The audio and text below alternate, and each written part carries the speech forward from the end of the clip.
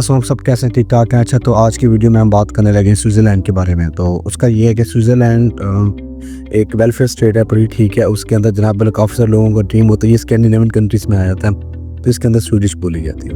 हमने कंपेयर करना है यूके वर्सेस स्विट्ज़रलैंड, दोनों में क्या फ़र्क है। आई थिंक यहाँ पर एक बात मैं क्लियर कर दूँ, स्विट्ज़रलैंड आई थिंक शेंजन में आता है, बट उनकी करेंसी यूरो में नहीं है, वो स्वीडिश में ही है।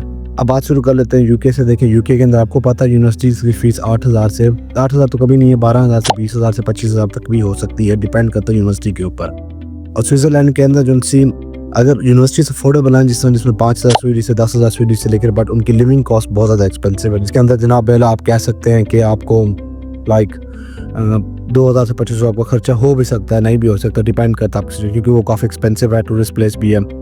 यूनिवर्सिटीज़ की बात करें, आपको पता है यूके के अंदर आपको पता है कि ऑक्सफोर्ड, कैम्ब्रिज एंड वहाँ पर ज़ूरिश एंड जिनेवा यूनिवर्सिटी है जो बहुत टॉप पे हैं। बाकी यूनिवर्सिटीज़ आप खुद सर्च कर सकते हो, उसके अंदर आप देखते हैं क्राइटेरिया क्या है क्या नहीं।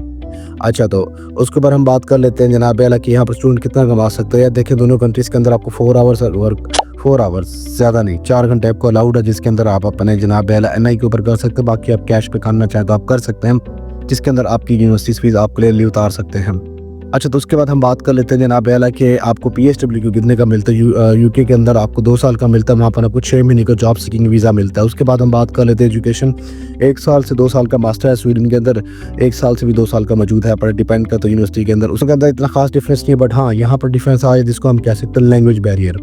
ठीक है ना, स्वीडिश के अंदर स्वीडन बोली जाती है, जर्मन बोली जाती है, डिफरेंट कल्चर बोला जाता है, बट आपको ज़बान स्वीडिश आना ज़रूरी है। ठीक है, वहाँ पर इंग्लिश आना ज़रूरी है यूके के अंदर। हम अगर PR की तरफ बात कर ले तो क्लियरली बात है, अब ये जो लैंग्वेज है ये 2 जगह इफेक्ट करती है, एक PR के ऊपर और एक जनाब इफेक्ट करती है जनाब आपको जॉब सीकिंग के ऊपर।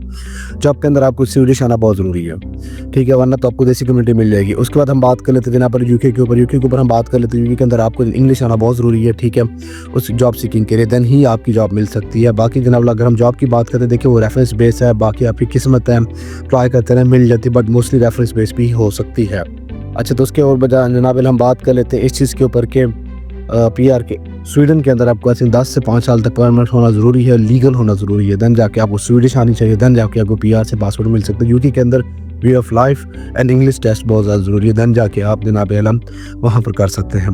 अच्छा, तो अब हम बात कर लेते हैं इस चीज़ के ऊपर कि कल्चर के लिहाज से। देखिए, स्वीडन जो है वो मल्टी कल्चर है, यूके भी मल्टी कल्चर है, क्योंकि उसके अंदर यूरोपियन के मोस्टली लोग आते हैं, मोस्टली टूरिस्ट अट्रैक्शन है बड़ी। उसके ऊपर हम बात कर लेते हैं जनाब आला के ट्रांसपोर्ट कैसी है। देखें, ट्रांसपोर्ट कदरे बेहतर है यूके से। यूरोप के अंदर मोस्टली ट्रांसपोर्ट सस्ती होती है as compared to UK. UK के अंदर जोन पे डिपेंड है आप कहाँ हैं। अगर आप बर्मिंघम से जो लंदन सपोज जाते हैं तो वो आपको बहुत ज़्यादा कॉस्टली हो जाती है।